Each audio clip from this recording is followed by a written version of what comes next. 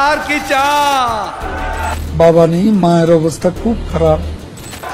জ্বালা রে জ্বালা, অন্তরে জ্বালা।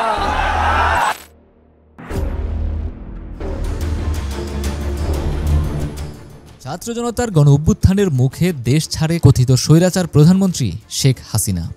সাথে সাথেই তৃণমূলের অনেক নেতা যেই যার অবস্থান থেকে দিয়েছেন গা ঢাকা। অনেকে হয়েছেন গ্রেপ্তার। জুলাই গণহত্যার অভিযোগে তাদের বিচার এখন রয়েছে চলমান। দলটির অনেক নেতাকর্মীর পালিয়ে যাওয়া ও বর্তমান অবস্থান সামনে আসলেও এখনও অজানা রয়েছে ওবায়দুল কাদেরের অবস্থান। সরকার পতনের পর অনেকেই দাবি করছেন তিনি যশোর সীমান্ত দিয়ে ভারতে চলে গেছেন। অনেকেই দাবি করছেন তিনি সংযুক্ত আরব আমিরাতে রয়েছেন। এসবের পাশাপাশি অনেকেই বলছেন তিনি সরকার পতনের পরও রয়েছেন দেশেই। তবে এবার এসব গুঞ্জনকে ছাড়িয়ে চাঞ্চল্যকর তথ্য দিলেন সাংবাদিক ইলিয়াস হোসেন। নিজের ভেরিফাইড ফেসবুক পেজে দেওয়া এক পোস্টে ইলিয়াস বলছেন এখনও দেশেই আছেন ওবায়দুল কাদের।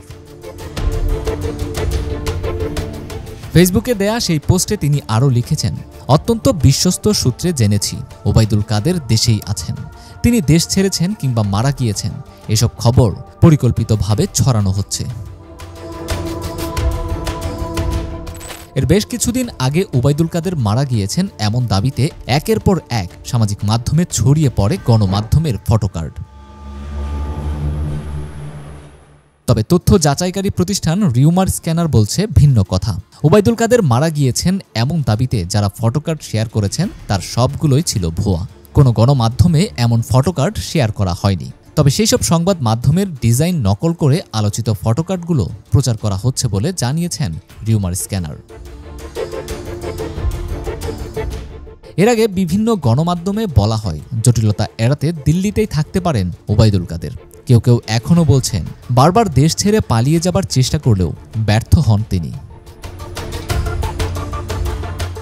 গত ৫ আগস্ট আওয়ামী সরকার পতনের পর দলটির বড় ও মধ্যম সারির অনেক নেতা পালিয়ে ভারতে আত্মগোপন করছেন।